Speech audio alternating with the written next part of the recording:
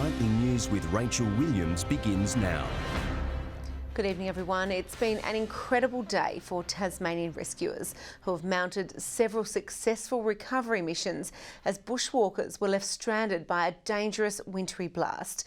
A short time ago, a Melbourne man was airlifted from Lake St Clair to Hobart, despite initial grave fears for his safety. But first to Cradle Mountain, where there was an emotional reunion for a family from Western Australia. Days of uncertainty come to an end as a rescue helicopter touches down. West Australian teenager Emily Kozanek back in the arms of mother Tracy. Her husband Terry also safe and sound after Mother Nature put an end to their hike. Knee high to thigh high, sometimes, up to your waist in snow. We had snowshoes, but it's just so thick. Rescuers had tried multiple times to extract the pair near Pelion Hut. We had difficulty getting to their exact location today, so we knew exactly where they were, and we were able to fly straight over the top of them today and see them, but the weather conditions prevented us from getting onto the ground. Despite the freezing temperatures, Emily wasn't too rattled. I sort of enjoyed it out there a bit, yeah, but it's definitely reassuring to be here because you sort of know now that you're safe. We weren't worried. We never thought we were going to die or anything. We were at the point where we were just making too slow progress. We just can't stay out there for another 5 days. It would have just been exhausting. Tracy never had her doubts, defiant she would see them again. I'm happy they're all back. I always knew they were safe. They'd prepared and over-prepared, but you still want to see them now safe and out. They are just two of about 30 people who had been bushwalking in the national park when the bad winter blast hit the state. A Hobart school group was today forced to turn around from their walk due to the conditions. Another hiker from the UK also made it out unharmed. The evacuations have prompted a warning from authorities for hikers to properly prepare for the winter elements. As for Terry and Emily, they say they'll be back to finish what they started. But for now, a shower would be nice. That'd be pretty good. Emily says I stink. Sean McComish, 7 Tasmania News. Returning to Lake St Clair, another bushwalker missing deep in the Tasmanian wilderness has been found alive late this afternoon. Our reporter Michelle Wisby has been following the search and joins us now. Michelle, what an amazing survival story. Rachel, it was a remarkable moment to see Michael Bowman touching down in Hobart after spending days in the wilderness. We've just learnt the experienced bushwalker had set up camp before leaving for a day walk, but he then lost his pack and his emergency beacon. Let's take a look now at how this amazing rescue unfolded. The incredible moment a bushwalker missing in remote Tasmania walks out of a rescue helicopter.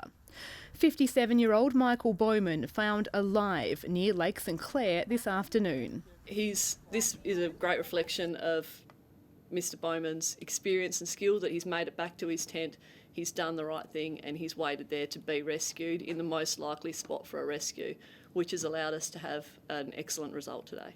The end of a 3-day search, helicopters taking off throughout the day, making the most of a break in hostile conditions. Yeah, they're incredibly tough conditions out there, and that's why we're limited in who we can put in there, specifically because we don't want to be diverting our resources, rescuing other volunteers. The Victorian walker's car left waiting at the visitor centre. Extreme weather, including chest-deep snow, not helping rescue efforts. Yeah, it is quite calm here, but in the search area it is quite windy with low clouds still, which is hampering conditions both on the ground and in the air. I think it's probably about 10 years since we've had a snow dump like this, and there is more forecast, but it's a little bit milder today, so some of it's melting, but we can't travel very fast. Mr Bowman was carrying an emergency beacon but didn't set it off. The fact that the beacon hasn't been activated is a hopeful indication that hopefully he's bunkered down in his tent and he's just waiting out the weather, which is what an experienced bushwalker would do. And around 4 p.m, their persistence paid off. Mr Bowman found alive, landing in Hobart and taken to the Royal Hobart Hospital for a precautionary medical assessment. Police left with one simple message for anyone thinking about embarking on a walk in the Highlands. Don't do it. Stay home, go in a couple of weeks when there's less snow. As beautiful as snow is, it's deadly. And if you're not prepared, then it will be not a very nice trip for you. Michelle Wisby, 7 Tasmania News. To the day's other major news now. A Launceston-based building surveyor has announced it's closing its doors at the end of the week, leaving dozens of projects in the lurch. Protec says the spiralling cost of insurance has forced its hand and that its case is just the tip of the iceberg. Phil Connors has run Protec building surveying for the past 19 years, but a conversation with his insurance broker struck a fatal blow. He said, Phil, not only have you been landed with an excessive excess, but they've also indicated that they'll only insure you for 12 months and then after that they won't be insuring again. Mr Connors says the premium for professional indemnity insurance is jumping from $25,000 to $80,000, while excess is increasing tenfold to $50,000. To be faced with that is just too difficult, too big a load to carry. Protec is potentially just the first domino in the state to fall. Master Builders Australia says the cost of this insurance has doubled or tripled on average for its members in Tasmania over the past 12 months. Mr Connors warns more operators will face the same dilemma when their policy is up for renewal. They're going to be faced with the identical situation that we're in here at Protec, so it's got nothing to do with being insolvent, it's got nothing to do with being poor businessmen. It actually comes down to whether it is a viable thing to keep operating. State Building Minister Elise Archer will discuss the issue with her state and federal counterparts in Sydney this week. Well, clearly the issues are coming to a head now. They're long-standing issues. States and territories have been well aware of them. Would you say that they've sat on their hands? Yes. 7 people will lose their job when Protec closes on Friday. Tom Johnson, 7 Tasmania News. Training efforts for a group of new Tasmania Fire Service recruits have ramped up as they launch into week 4 of a 3-month course. The budding firefighters have been taking on new challenges, preparing to face dangerous situations across the state. This fake scenario will one day become a reality for these recruits, as week 4 of training takes them one step closer to their firefighting careers. They're just today going into their first household simulation so that they're doing that internal offensive attack that we do with breathing apparatus. With 13 men and 2 women, today under the pump in their 15-week course, set to take on roles at brigades across Tasmania. They'll come out of this ready to go. They'll be in the brigades, the career brigades across the state, and they will be fully equipped and well equipped to tackle bushfires, structure fires, hazardous materials incidents and road crash rescues. The new minister, an ex-volunteer firefighter himself, also tackling the hose. They come from a diverse range, selected from, I believe, around 720 applicants for the position, so very much a wanted occupation as far as the recruits goes. A desired outcome, with the Tasmania Fire Service preparing for the upcoming bushfire season following a devastating summer. This will strengthen our numbers for the new year when we can anticipate that we'll need people for our bushfires. The trainees are expected to graduate in October. Ruby Kamain, 7 Tasmania News. Welcome back. As the icy winter nights in Tasmania get even cooler, hundreds will have no other option but to sleep on the streets. And next month, around 50 community members will take part in the annual Salvo Sleep Out to raise valuable funds and awareness. For the past 3 years, David Mowbray has spent countless nights sleeping out on the freezing streets of Hobart. Before I had the swag, 2 blankets a night is given to you to sleep on, and it's so cold here in Hobart, you just freeze, so it's rough. Just this week he received emergency accommodation thanks to a program run by the Salvation Army, the charity organisation now preparing for its 10th annual Sleep Out in Hobart next month. Which is the opportunity that the business and government community have to come and support the Salvos and sleep out for one night. It does give a taste of the cold winter in Hobart, and it's a chance to raise money to keep our Street to Home program running. 23 community members have already signed up, with a total of 50 expected to get a taste of sleeping rough. So Knight Frank's participated in the event for a number of years. This is the first time that I've participated in it. Feedback I've heard from others has been it's quite confronting with the tour around, so I think that'll be an eye-opener, and cold weather. With this year's event aiming to raise around $60,000. This is good, yeah. It's what we need, and we need to get it across to the people that are in their homes at night. And a lot of people, I think there are a lot of good people in Hobart that want to donate but don't know what to do. Go see your salvos. The Salvo Sleep Out will take place outside the Grand Chancellor in Hobart on August 8. Ruby Kamane, 7 Tasmanian News. Launceston's Mona Foma Festival has received a National Arts Award. The spectacle, which featured an inflatable sculpture in Cataract Gorge and a specially themed plane, was awarded Best Contemporary Music Festival at last night's Helpman Awards.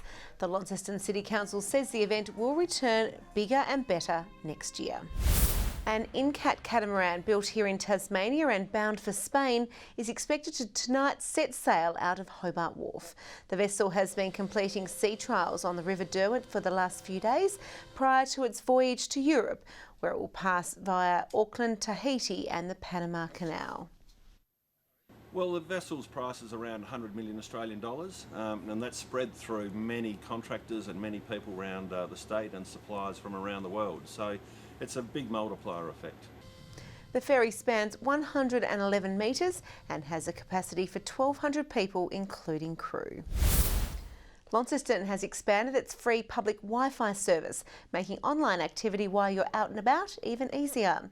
50 new wireless access points have been rolled out across the city in areas including the Cataract Gorge, Riverbend Park and Princes Square. A lot of people do have great speeds and data on their phones, but not all tourists who come to our great city do. And so the opportunity to provide a service for everyone and anyone is something we're really excited about. The new service operates without time restrictions. Now a look at the day's business and finance news. The Australian stock market has finished in negative territory for the third day in a row as traders wait for some positive news. The ASX 200 index fell 12 points. And a short time ago, the Australian dollar was trading at 70.35 US cents and 62.49 euro cents. An A-League legend has shared his tips with Tasmania's future stars. Enrico Silva is best known for his 10-year stint with the Brisbane Roar, but he started his career playing futsal in Brazil. He says there's one main difference between the sports. In the futsal, you have to think a lot faster than actually football. So that's the main thing. Today's clinic at the Silverdome followed one in Hobart yesterday. And Tasmanian Richie Port lost more than a minute on some of his main rivals as crosswinds played havoc with the peloton in stage 10 of the Tour de France. Wout van Aert won the stage in a sprint finish with Aussies Caleb Ewan and Michael Matthews third and fourth respectively. Frenchman Julien Alaphilippe retained the overall lead. Port is now nearly 4 minutes off the pace. Good evening. St Helens and Friendly Beaches warmed up to 17 today. Hobart and Burnie recorded 14, Launceston and Devonport 16. Cool west to southwesterly winds brought a few showers over the west and far south. Campania and Maria Island 15 degrees, Low Head, Ouse and the Islands 14. Smithton 13, Strawn 12 and Lyawini 5. Low-level cloud moved in from the west, as everything seems to these days. Mountain waves did form in that cloud pattern as well as it moved through. A bright mid to high-level cloud band sits over the Southern Ocean to our west and also to the southwest of the state. Another cloud band lies over New Zealand, the remainder of the country mostly cloud-free. Tomorrow a cold front will be just to our west with a high-pressure system extending over most of the mainland from a central point over South Australia. A trough lies over Cape York. Strong westerlies again at 20 to 30 knots tomorrow, increasing to 35 knots for a time over the west and north before a shift to the southwest in the afternoon and evening.